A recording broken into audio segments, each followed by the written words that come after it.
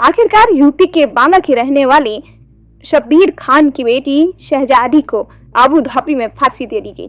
शहजादी खान को फांसी देने की बात विदेश मंत्रालय ने कोर्ट में बताई और तमाम प्रयास जो कि उनका परिवार, उनके पिता शब्बीर खान करते रहे, वो सब बेकार हो गए। जब विदेश मंत्रालय ने कहा कि आपकी बेटी की फांसी हो चुकी है और 15 फरवरी को उसे फांसी के फंदे पर झुला दिया गया था।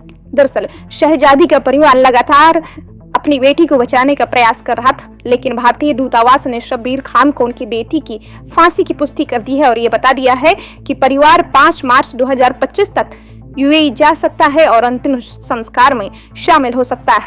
पापा लास्ट टाइम में आखिर दिन है और मुझे अलग कमरे में कर दिया गया है। हमको फिर डराने के लिए कहा नहीं पापा बस लास्ट है और मैं दोबारा नहीं कर पाऊंगी। अब रात भर से बैठे रहे, मुझे हम लोगों को कोई सोचना भी नहीं है। मेरी तरफ से न किसी कोई कागज वगैरह हमारे पास आए, ये कैसा इंसाफ बताइए। इसके अलावा खान को भारतीय दूतावास का एक मोबाइल नंबर भी उन्हें दे दिया गया है। दरअसल पूरे मामले की बात करें तो 23 साल की शहजादी खान यूपी के बांदा जिले की रहने वाली थी। अबू धाबी के अल वतवा जेल में काफी समय से बंद थी।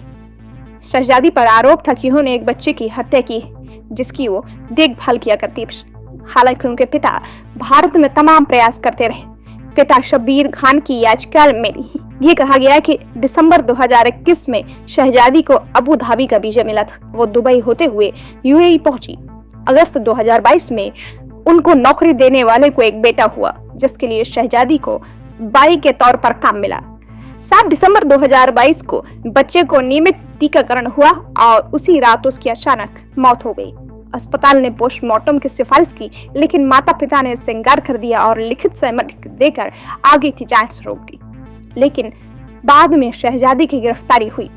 हालांकि पिता ने अपनी याचिका में फरवरी 2023 में एक वीडियो रिकॉर्डिंग निकाली थी जिसमें शहजादी ने बच्चे की हत्या की बात कबूल करते हुए ये कहा था कि उसने बच्चे को मारा है। हालांकि उसने दावा किया कि ये कबूलनामा जबरन लिया गया। फरवरी 2023 को उसे अबू धाबी पुलिस को सौंप दिया गया। 31 जुलाई 2023 को उसको फांसी की सजा सुनाई गई और उसके बाद भारतीय दूतावास ने कानूनी सहायता देते हुए काफी प्रयास किए, लेकिन आरोप है कि उसे जबरन गुनाह कबूल करने के लिए मजबूर किया गया और उचित कानूनी मदद नहीं मिली।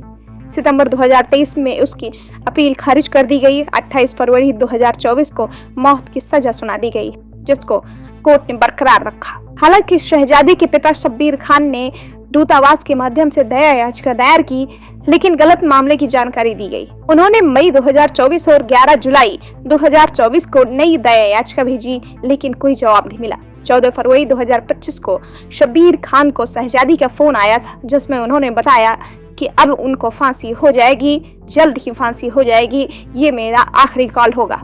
उसके बाद 20 फरवरी 2025 को विदेश मंत्रालय में अपील की गई, लेकिन कोई अपडेट नहीं मिला। अब शहजादी को फांसी के बाद दिल्ली हाई कोर्ट ने पिता के तमाम याचिकाओं को खारिज कर दिया है। तमाम दलीलें धरी की धरी रह गईं जब विदेश मंत्रालय ने परिवार को बताया कि उनकी बेटी को 15 फरवरी को फांसी दे दी गई।